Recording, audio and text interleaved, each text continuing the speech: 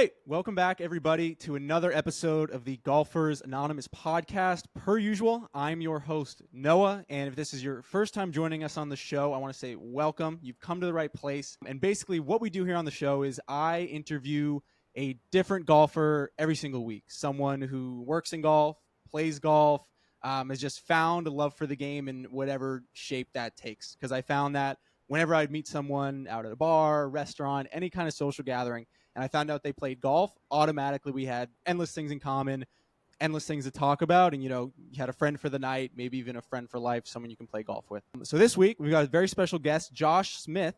So, Josh, I'm going to turn it over to you in a second. But typically how I have folks introduce themselves on the show, we'll go your name, how long you've been playing golf, and then your current handicap.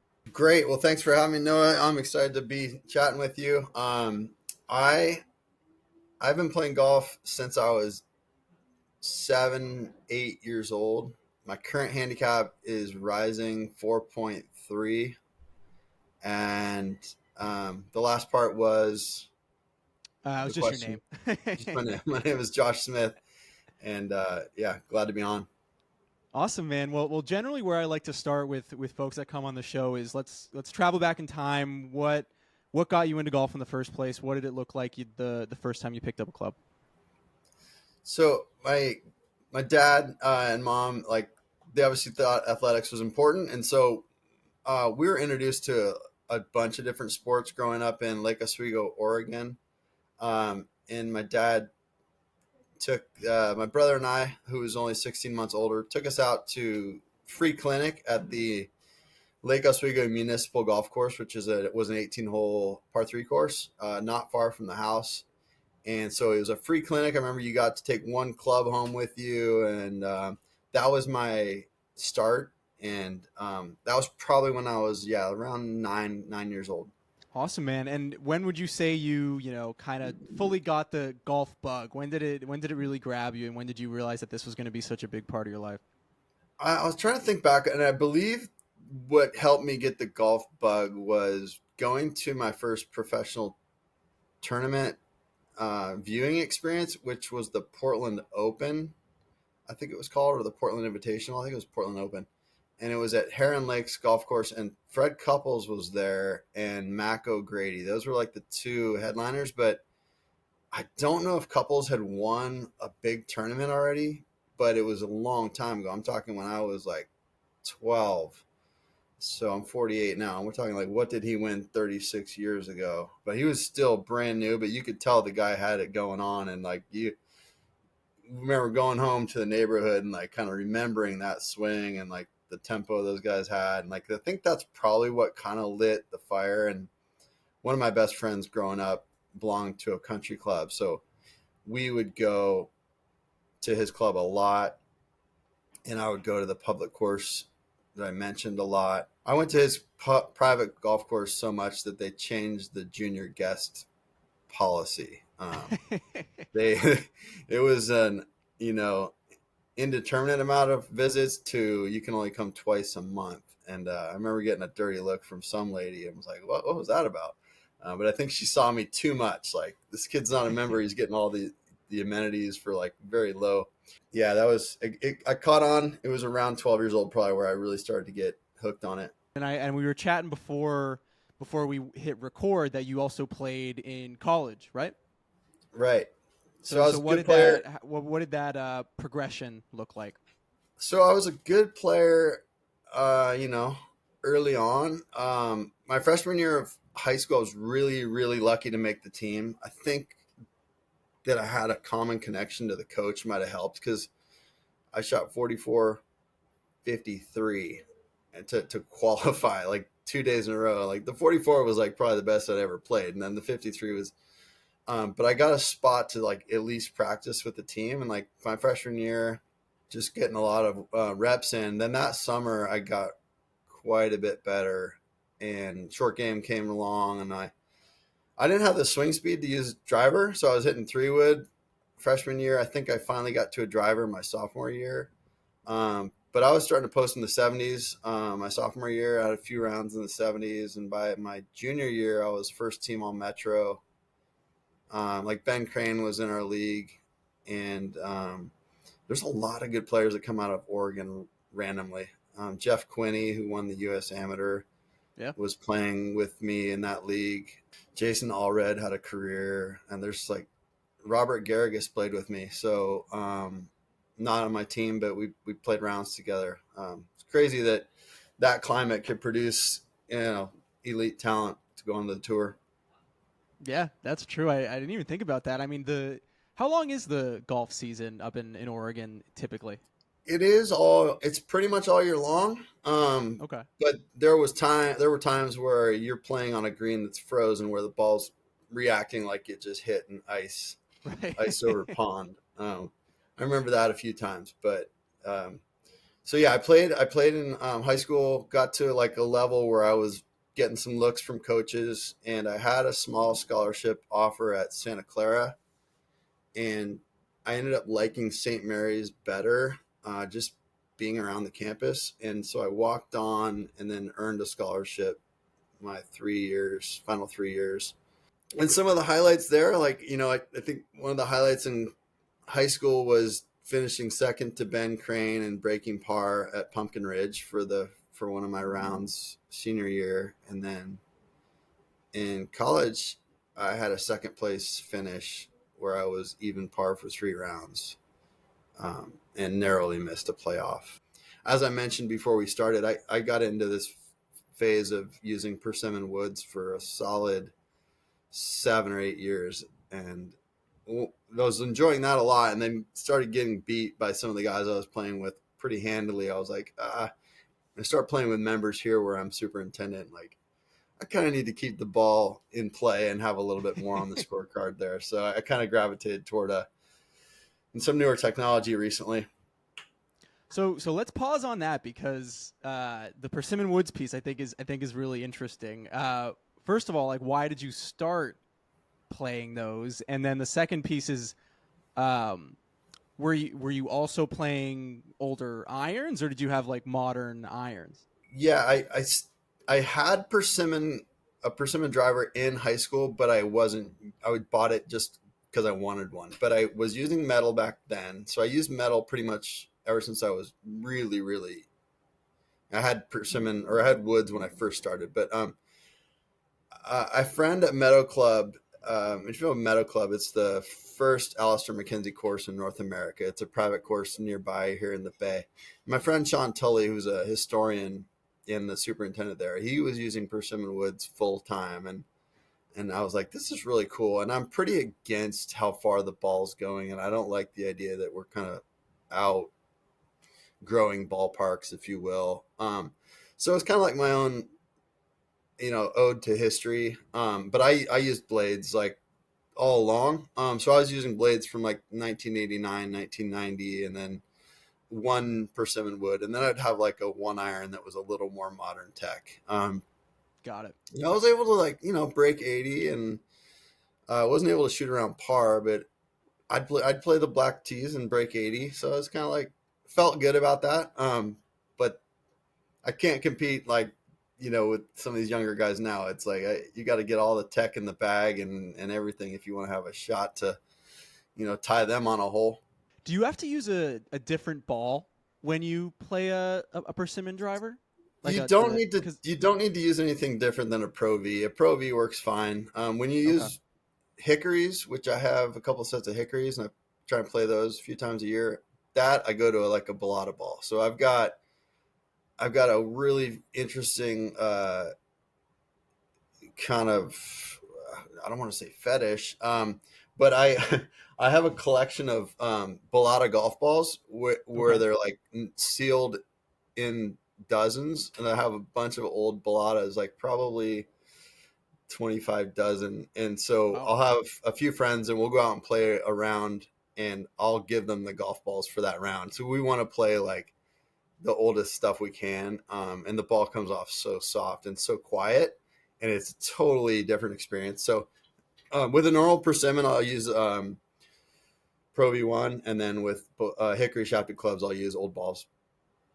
That's interesting, man. I've seen things online where there's like hickory tournaments or things like that where people will, compete with the older equipment. Will you ever do anything like that?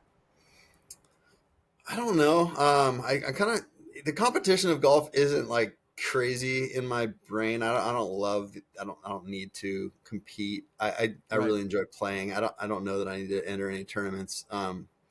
Other than like a fun little thing with a buddy. But I did get to play with a recent Hickory champion last like 10 days ago. Peter Flory, who helped get Lido off the ground. You Okay. remember the story about him helping build Lido at Is he the one who like made the model? the computer model? Yeah, yeah. And he's Yeah. like a crazy Hickory standout player. I randomly got to play with him 10 days ago, and it actually was funny. I was using a shaft that he was telling me was too whippy for me, and he's like, but the shaft that he was using was too stiff for him. And he's like, why don't we trade shafts? So after we walked off 18, we went up to the pro shop and we got the pro shop to switch our shafts. So we we met the same day we switched golf shafts for life. That's pretty funny. I mean, that's golf, man. Everybody's just trying to get a little edge where they Yeah, can. Doesn't he matter told me when it happens. he told me I get a 1 year buyback on it, and I texted him after that next round. I was like, "You're good. I love this club. You had a good eye for that." So That's awesome, man. Well, why don't we pivot slightly? And I talked before about how like everybody has their own little wrinkle in golf and like how they got into the game and how it relates to them now and kind of what angle they come at it from, what interests them. So why don't you tell the audience a little bit about what your role is the game of golf? I know you've got three different things going on, and why don't you tell us a little bit about all that? yeah. So after college, I studied business and didn't know what I wanted to do. And my first job was building golf courses. And so for 5.5 years, I helped build golf courses around the Bay Area, a little bit in Hawaii, and then built that cool Weiskopf course in Sedona, Arizona called Seven Canyons. Um, but realized like there was kind of a recession that hit around that time. And I realized like I didn't want to be on the road building golf courses. I thought I'd like to be in that field because I'd like to get into golf design. But I realized that there's a ton of guys that I knew personally that had crazy talent that might not get their opportunity. And I was like, I'm gonna have a hard time getting my opportunity. So I kind of took that and sat with it for a minute and didn't know what I was gonna do. So I left building golf courses, and I had started oil painting as a hobby during that time where I was in Sedona. And so I started painting golf courses quickly, and that gravitated towards oil painting golf. And I sent email emails out to two guys that are asking career advice. I kind of shared with them I build golf courses with a company and love golf. I'm also into oil painting, and one of those guys was Tom Doak, who built Pacific Dunes and Yeah. Terra Edie and all the great ones, many of the great ones that are out right now. And he said, well, if you have the flexibility, we're coming to work at San Francisco Golf Club to do some bunkers in 2 months. You could join our crew in 2 months, and I'd like to buy one of your oil paintings, unless you had better offers. So I was sharing with him paintings of Pacific Dunes I'd been working on, and he's like telling me he'd like to buy them. And I knew how discerning he was and how he's super hypercritical and like definitely calls people out when he doesn't like their golf courses. And so I took that with like a vote of confidence. So I got really into the oil painting as I was in between careers and jobs. And I was painting like nearly full time and sharing with Tom my newest paintings. And he kept saying, I like this one even better. And it was this vote of confidence that was like gold to me. But I knew that like I could get a few $1,000s here and there, but I needed a career still. And the superintendent at Cal Club, which is a great course in San Francisco, he'd reached out to me a couple of times about coming to work for him and learning greenskeeping. And I'd met him when I was building courses, and he knew that the Cal Club might go under the knife with a huge restoration project. And he knew I'd be valuable if that happened. And so he talked to me twice. And finally, after a year and a half of saying no, I said, yeah, I'd like to do that. And so I went to work at Cal Club and started learning the ropes of greenskeeping. And then we got the vote. Well, I was part of the vote. So like Kyle Phillips, who's a golf course architect, asked me to paint the seventh hole, which didn't exist yet. It was an old like 6-acre dump site on the middle of the golf course. And he said, can you help me envision this golf hole as a painting, and it'll help get the vote approved to get Cal Club's work done. And it was the exact same week I started working with Thomas as learning greenskeeping. So it was funny. I was telling him like I need to leave like by 1:00 today to get home and have some time to paint, because this thing needs to be framed in like another week and a half, and to try and get the vote to get the Cal Club vote passed. And so it was a crazy week and a half or so. And that's how I got into greenskeeping. And I was there for 7.5 years. We did the project. I was largely instrumental in that, knowing all the construction things I knew.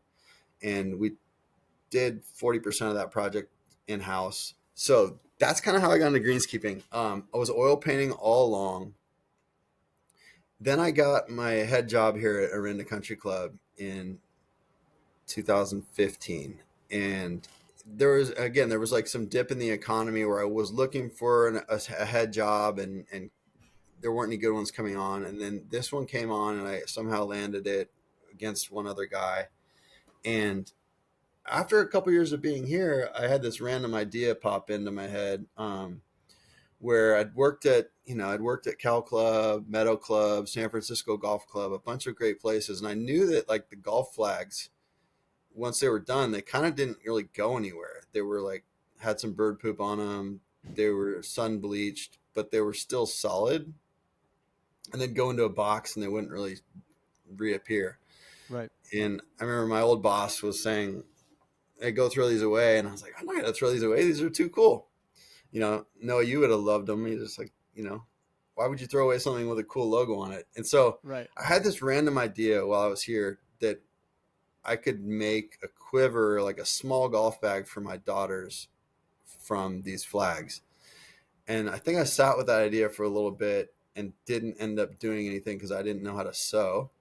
And I had a friend who used to own Mackenzie golf bags for 14 years. And I had known the previous owners, and Peter Jacobson, I'd met him, who started that company. But anyway, my friend was out of that company and working on a new golf bag brand, and it's called McDonald Leather Goods. And I said, I was spraying greens. I was spraying like fungicides and fertilizer on greens. I remember pulling off the fourth green and texting my friend Todd and said, hey, have you ever thought about making a golf bag out of golf flags?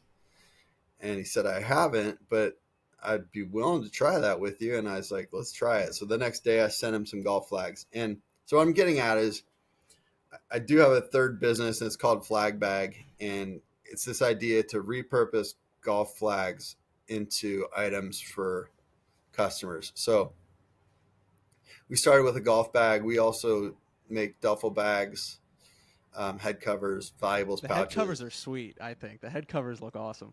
Thank you. Yeah, I mean, I could pull some on the screen if you want, but it's been a very well loved idea. We're 4 years in, and it's gone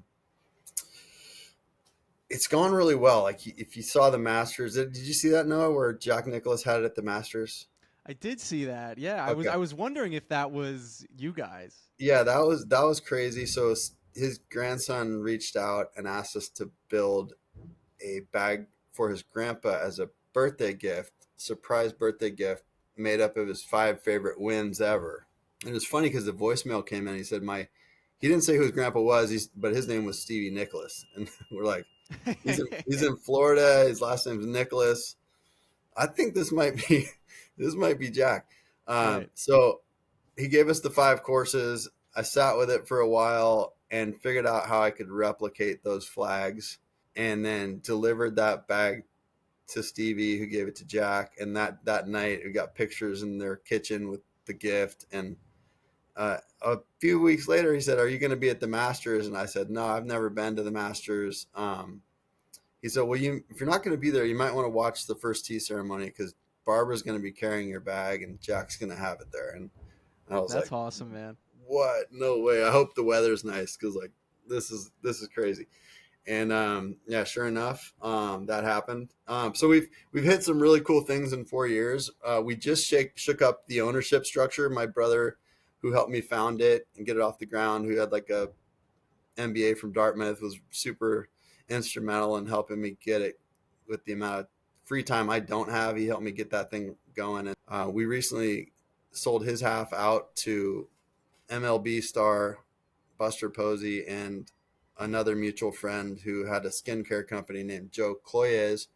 He had a skincare brand called Youth to the People. And so those are my two new partners as of 2.5, 3 months ago. And Perfect. we have excitement and hope for a future of like a bigger flag bag. But in the meantime, man, I absolutely love coming to work every day and my job here. And obviously, I've got a 9-year-old and an 11-year-old daughter and a wife that works. So I've got a lot on my plate. I can imagine, man. Well, that's an awesome story. It's a really cool trajectory that you've been on. And I guess not to rewind completely, but like how does one get into, you know, golf building golf courses in the first place? Like I know you said you went to business school, so how did that connection happen in the first place? Isn't that crazy? I think if you go and tell somebody you want to help them build a golf course, they're going to tell you yes, because especially if you love golf, they need people that are passionate and like want to go get dirty. The way it worked out for me was interesting. I did a couple on campus interviews, and I was very like, what the heck? I do not want to sit in an office. Right. It was like, maybe Coca-Cola or like there's some crazy Clorox. I was like interviewing with these massive brands and not probably getting much feeling back from the interviewer. And I knew I was starting to read about golf course architecture my senior year and buying books. And my dad had known a guy up in Portland that worked for John Fote and his design company. John Fote has a company that rebuilt a lot of good courses. He won the U.S. Amateur. I think he was Rookie of the Year in the PGA Tour in like the 70s. So the guy offered me an informational interview to like just talk about the business. And I went up and met him, and he said, here's my advice to you. Go and help build golf courses. Here's a company I can like connect you with who maybe would have an opening. So it happened to be one of the larger golf course contractors that I had an interview with down here, and I was in a drainage ditch the next week after Okay. grad. I graduated college, and my friends are going on trips and things, and I'm like, I'm gonna be down the road, like learning from the ground up how to build a golf course. I remember like thinking that and being told this is not our normal. We don't usually get a college graduate here working with us in the dirt. But it's just I think the reason I'm in golf, working in golf, is because I'm passionate about golf, and it keeps coming back to like I love the game. But as I mentioned, I realized he told me to do it for 2 years. I did it for 5.5, and realized like I'm not gonna. I don't have the patience to try and be around to make my name as a golf course designer. I Mhm. didn't think I could have a family and live in the area. I needed like a steady income, and I think that's a hard career to find a steady income in. During that 5 years, did you ever, mess around with some designs of your own or anything like that? Like try your hand at throwing some holes together? Um, Not, you know what? I mean, certainly I did some like sketching of things, but with that work I was doing, there was an artistic element to it, and that was rewarding. And like I helped, certainly one of the most exciting things about that was like the day the architect would visit, which would be, I don't know, once a month, once every 3 weeks. I would jump out of bed those mornings, like excited, because I was kind of like the liaison between the architect and then the guys getting the work done. Hmm. And so I would get to talk shop about, what this should look like, and should this look like a certain hole we know that's a famous hole. And I would be able to like give them my ideas, and not trying to design anything, but like, should it look like this, or like uh carrying out their ideas to the crew was rewarding. And I don't think I had a island green, eureka moment where I had a great design that was gonna stand the test of time, but I certainly love that. And like transitioning that to greenskeeping, there's a lot of artistic um, license you can have as a greenskeeper that can almost feel like you're designing things. And so it's been a great fit for me. Being a greenskeeper, it's like you get into work early, you get to work outside most of the day, and you can leave work relatively early, Right. across like what the normal population would. And you can go play golf once in a while. So it's been a great fit, and wouldn't change anything. At a great club here in William Watson Golf Course from 1924. If you haven't been to Orinda Country Club, try and figure out a way to reach out to me or somebody and come play here. It's a great spot. It sounds like you've got an awesome setup now, man. Compared to doing all these different things, it sounds like the perfect job. Especially like you said, getting to wrap up the day a little bit earlier and probably focus on some of these other things you have going on. But let's double down on flag bag, man, because I think, like you said, I think it's so cool. I think that it's got crazy potential. Walk me through like if I wanted to make a bag with you guys today, like walk me through what that process looks like. So the beauty of this is that you're creating your own story, and so we got to rely on you for some help. Right.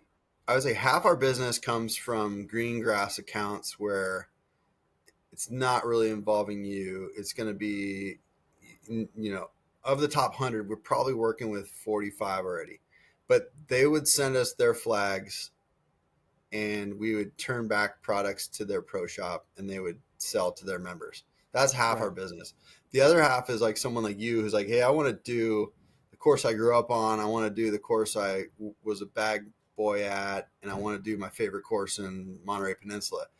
We don't carry those flags. We don't have the course that you grew up shagging balls at. So we would ask you, hey, do you know someone that could get one? Do they sell those as a souvenir? Could we together reach out to them and ask for a flag to buy or a used flag?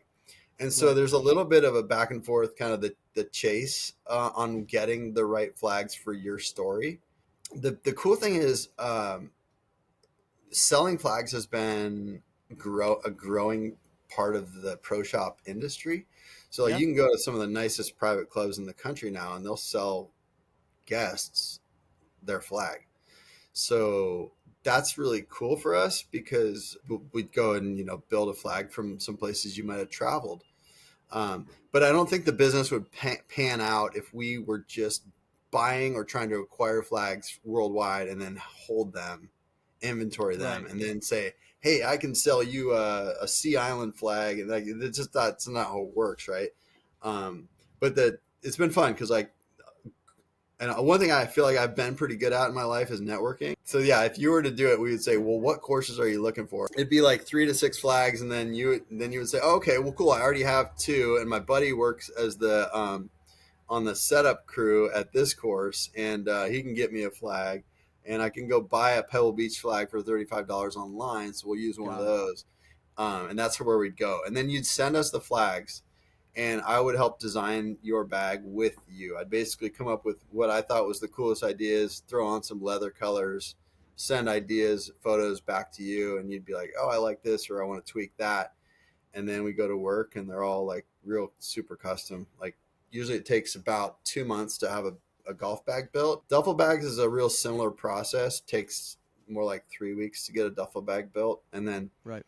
head covers and those, same thing, 3 weeks, a month. And we can personalize things.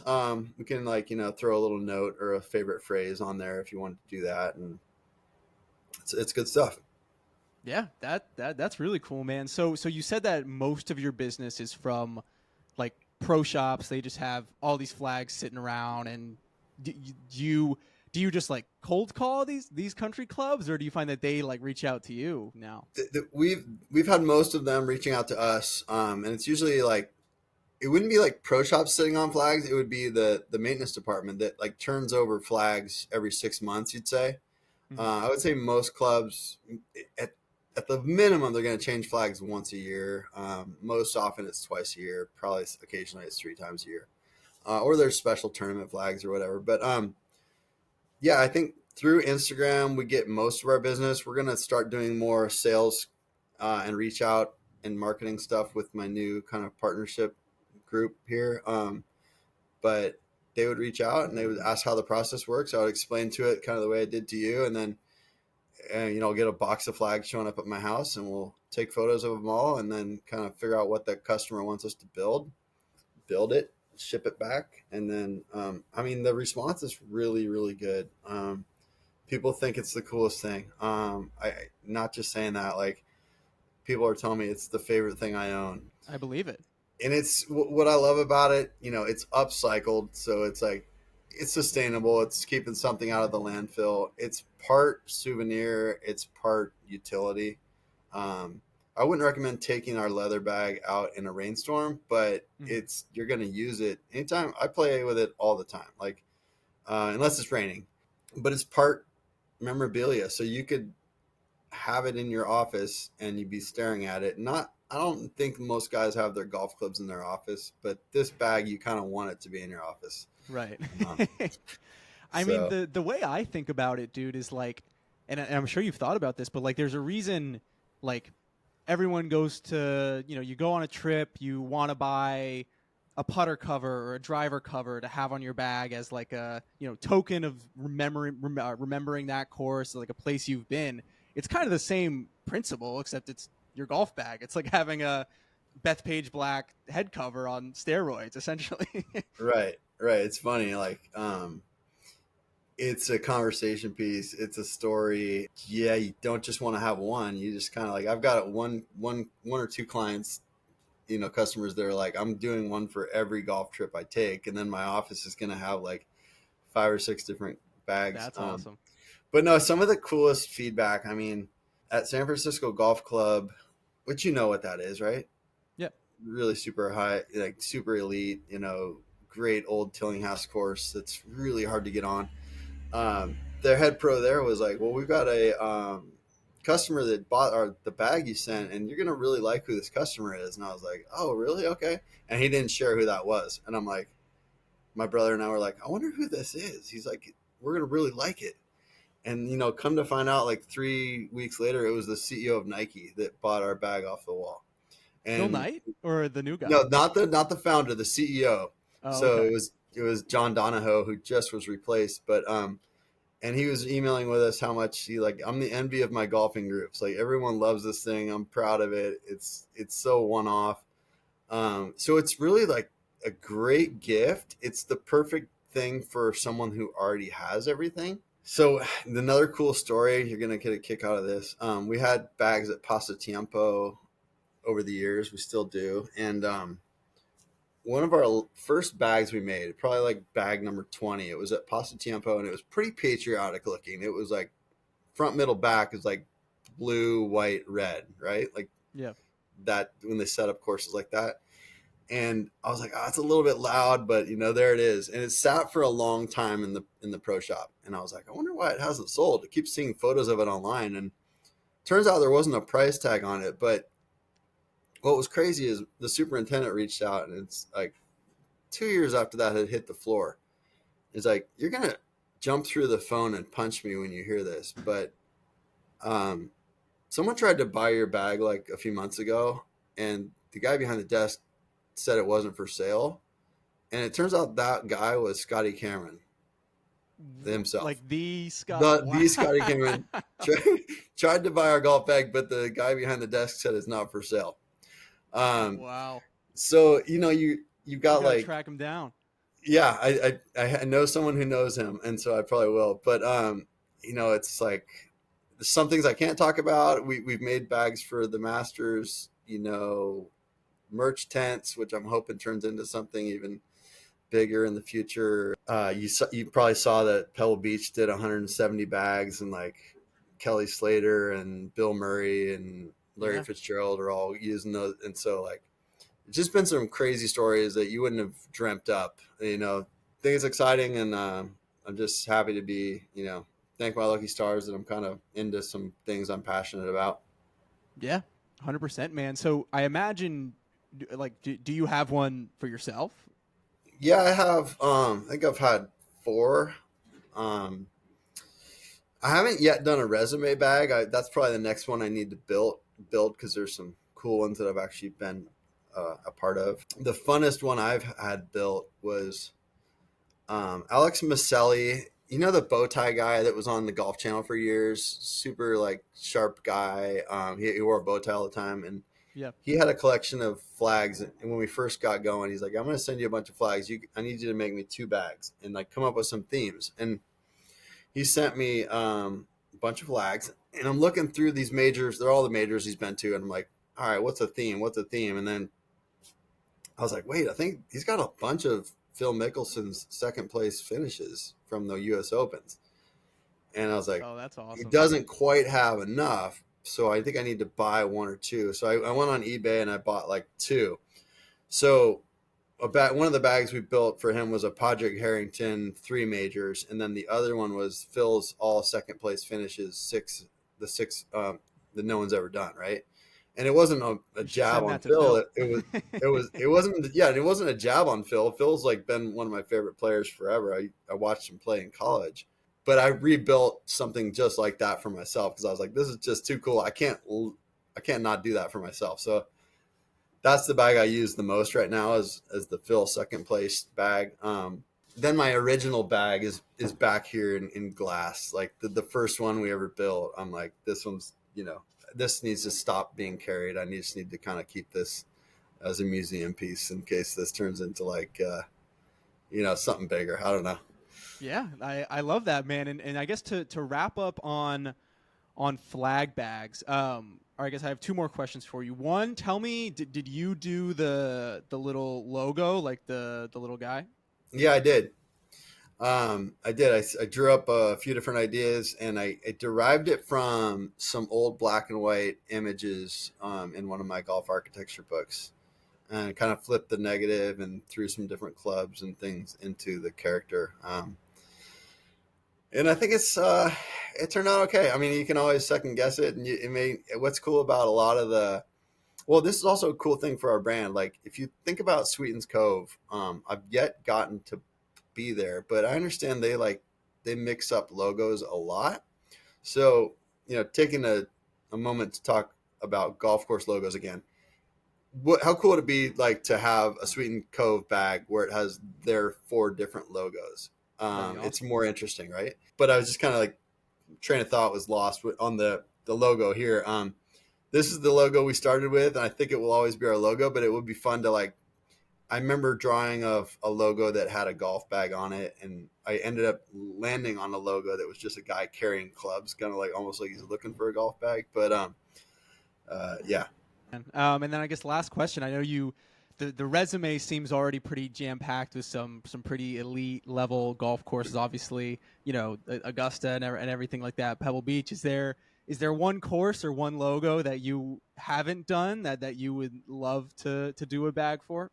Oh my gosh. Gosh, I can't believe I didn't mention this. That's a question that came up in the Golf Digest article from last fall, and my brother made the comment, well, we don't know that we'll ever work with Pine Valley because you have to have made a hole in one to get a flag, even if you're a member. And 4 months later, we got a call from a guy, and he said, "Hey, I heard you would even make this bag for free if I had a hole in one from Pine Valley." And I was like, I can't, this can't be true. And so I called and got a hold of this guy or emailed him, and he's like, I have 3 hole-in-ones from Pine Valley, and I want to send you these flags. Three? And so, yes, he's got 2 on number 3 and 1 on number 10. And Wow. so we just delivered that bag last week. And I didn't think we'd ever get to build that bag. And it turned out amazing. And he sent me an email 3 days ago that was like, inviting me out, and then also just like, this is even cooler than I thought it was going to be. So that was crazy. And so now we have worked with them. So your question doesn't really apply to that one. Having flags off the golf courses overseas is probably somewhere I'd love to figure out. Like we've used some North Berwick flags off the golf Hmm. course, and that's really cool. Royal Melbourne, we've used flags off the golf course. I think that's where my excitement would be, is like, could we get more flags through Royal Melbourne and build duffel bags for them? Could we get flags off the old course and build bags for someone from the RNA? Right. In my dream scenario, I'd love it if like one of the tournaments that was part of the prize package. Like, you just won the Arnold Palmer Invitational. You're throwing on the jacket, but you're also getting a bag made from three of the flags that you just made birdie Yeah. on. Like, that'd be cool if it became a prize at one of the tournaments. Yeah, that would be really cool, man. Or even they got to come up with like a like, how in the beginning of the season they hit like the West Coast swing, all those tournaments. Right. If there was like a mini standings, like of those 4 or 5 tournaments, you get a flag bag from all those, something like that. That'd be really cool. Yeah. But that's awesome, man. I've said countless times, I think it's an awesome business. I think it's really cool what you're doing. And I think it's really cool how like you said, every bag has a story, and it must feel like really cool to get involved in someone else's golf story in some way. Well, so through our new website that we just launched, our new website today. I mean, this podcast won't air today, but we're hoping to tell more of the stories, like get some more of the editorial like component to not just a consumer experience and what you can buy, but like kind of dive into some of the stories, and kind of dive into some of the more exciting golf course, tie-ins to the company. So we wanted to, end up looking a bit more like a golfer's journal thing, where you go Yeah. there not just to buy stuff, but to kind of check in on stories and read about cool things going on. Yeah, you ought to track the life of a flag. It starts out in a factory, goes to the 16th hole, ends up on a bag, then it goes to Yeah. Australia. You gotta do something like that. That'd be really cool. Did you see the thing that the Dream Golf, or like Bandon Dunes, was doing with the Mike Kaiser golf bag we made? No, I didn't see that. So we made a golf bag for Mike Kaiser as a surprise gift from a friend, and he had the idea, like, through the resort, let's rent this bag out to customers that want to use it when they're at this resort. And it's gone from Sand Valley to Bandon. I don't know if it's made it up to Cabot, but basically it comes with a journal. So you can use that bag, your caddy will carry it, or you'll carry it that day. Avoid the rainstorms, please. Right. But carry the bag. You kind of like, this is Mike Kaiser's bag. Mike Kaiser's the only reason we're playing golf here today. And then you journal in it afterward about what that, not the bag, but what that resort has meant to you, or something like that. And that's been a really cool story that, even they have a magazine, Dream Golf. They've put that story and kind of make up into the couple of the articles, but like things like that are very fun to kind of talk about. Yeah. That's really cool. That thing's gonna be in a museum someday. That journal. It probably got all kinds of cool stories in it. I think that's some of the thought behind the idea. Yeah. So that's flag bag. And to close out our last 10 or so minutes together, let's talk more about your specific love of golf. So I always love to ask people, what's your favorite golf course? It can be something you play regularly, or something you've only played once. So I haven't been to Scotland or Ireland or Australia yet. So my favorite golf course currently would be in the United States, and it's between Cypress Point is going to be number one, I think, and then Sand Hills has been tied for number one. But the more I get to Cypress Point, I kind of feel like it's given it's on the ocean, with that kind of like, yeah, scenery, and I don't want to say like anything's competing with Sand Hills. It's being built now, but there's more Sand Hills ish golf courses getting built. I don't know if it's taking it down a notch or not for me in my head, but it's a very, very, very close second if it's not still tied for number one. You know, I'm a huge Core and Crenshaw fan. If someone was going to build something in my backyard, it would probably be them. Even though I love Tom Doak and Mike DeVries and Gil Hance and Todd Eckenrode, who works with us. Yeah, those are my two favorite. And I know you asked a question about what's one of your favorite golf experiences. It's funny. I go back to some of the things that stick in my brain are I remember practicing just chipping at the Seaside Golf Links, which is a nothing golf course on the Oregon coast, but it doesn't have fairway irrigation.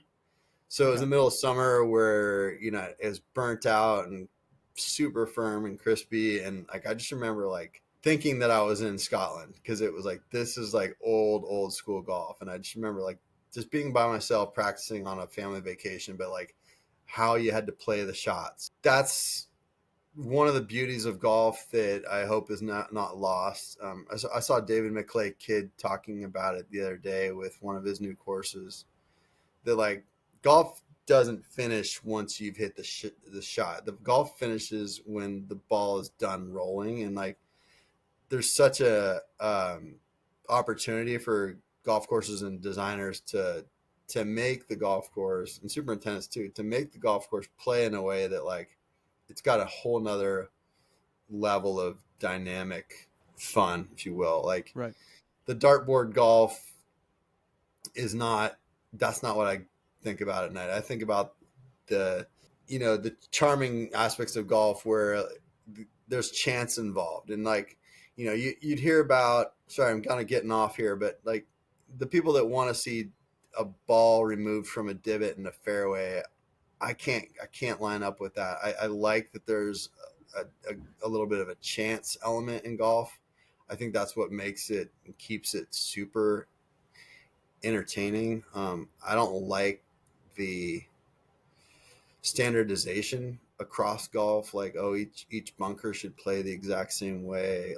I think you should be adapting to the way that the sand is on that course. I think that's what makes golf endlessly entertaining. It's each one is its own novel. It's figure it out on your own. That's part of the excitement of it. And how would you ever police what's in a divot and what's not? Is a divot that's partly recovered, if it's a divot that's not recovered? And when your ball hits a branch and kicks into the fairway, should we then just go and throw it further into the rough because it wasn't supposed to get that break? I don't know where you stand on that, but have you been able to play much golf over here on the East Coast? I've made a couple good trips. I got to go play a lot of good courses in Chicago, and then I did get to play a few of the good ones on Long Island. Played Stream Song in Florida, but I haven't really done a lot on the East Coast beyond that. So there's a ton of things I'd like to do and see back there. You're in? I'm over in Boston. Boston, okay. So yeah, I played the Country Club and Old Sandwich, and they're in my top 6-7 golf courses I've ever played. So I know that area is chocked with amazing golf. But Josh, typically the last question that I close with, and it's become the big one, I guess. But why do you love golf? Why is it such a big part of your life, and why will it continue to be that? Oh, good question. Why? You think your love for golf would probably change throughout your lifetime, why you love it more than when you started versus, or why do you love it? I think that the answer to that question would change over time. I think I love it above other sports because every golf course is a different experience. I love that you're out there and it's park-like, that you're in nature, and it's not like tennis or basketball that every 3-point line's in the same spot and every court's measured the same. I think that's what makes it endlessly interesting and a bit more of an adventure than other sports. You throw in getting the exercise, being outside, walking with your friends, and then that your playing surface is completely unique every day. I think that's why it will be the best game. Now, I've tried surfing. I think surfing might be a better sport just because it's like amazing. But I'm gonna say golf's the best sport around. We do love snow skiing too, but I don't think it's golf. Well, Josh, to round us out, why don't you just tell folks, like where they can find more information about Flag Bag, maybe the Instagram, website, whatever you want to share for people to find more information. Please do so. Okay, so you can find flagbaggolfco.com would be our website, flagbaggolfco.com. You could find Flagbag on the um, Instagram. You can find it on Twitter. Just going through the name, it's pretty easy to find it. And then my oil paintings are Joshua Smith Art, I Okay. believe. I'm so disorganized. I think it's Joshua Smith Art. It's either that or Josh Smith Art, but I believe it's Joshua Smith Art. And I'm sold out on originals. I do a lot of commission work, and occasionally I'm trying to paint like every third painting will be one that I'm just excited to paint and then sell it. But I've got a backlog of commissioned work. But on the website, while those are all sold, you could buy reproductions. So I can make one-off different size reproductions of basically all of those paintings. There's probably 65 paintings on my website. There are some plein air paintings, and if you know what plein air is, I don't reproduce those. Those would have been like you go out on site and do a painting in about 2 hours period of time. So there's a few of those on my website that are sold, and there's a couple that are probably still for sale on the plein air side, but those aren't always golf. That's how you get a hold of me there. And then DM me if you're interested in coming out to Orinda Country Club. I don't know how many of you will reach out, but I do like to play golf, and it's always fun to get high IQ golf people out for a guest round at the course that I work at and kind of see what you're thinking. So that's it. I mean, I super appreciate, I've got more time, Noah, but I super appreciate you reaching out, and I'm going to look forward to checking out more of your podcasts, and love that your passion and my passion align, and that you're doing something you love here, and sharing it with the community. Yeah, I appreciate that, Josh. But thank you so much, Josh, for coming on the show. Thank you so much, everybody, for listening. Like Josh said, go find Flagbot on Instagram, Twitter, all that stuff. Check out the oil paintings. But yeah, thanks again, everybody, for listening, and we'll catch you next time.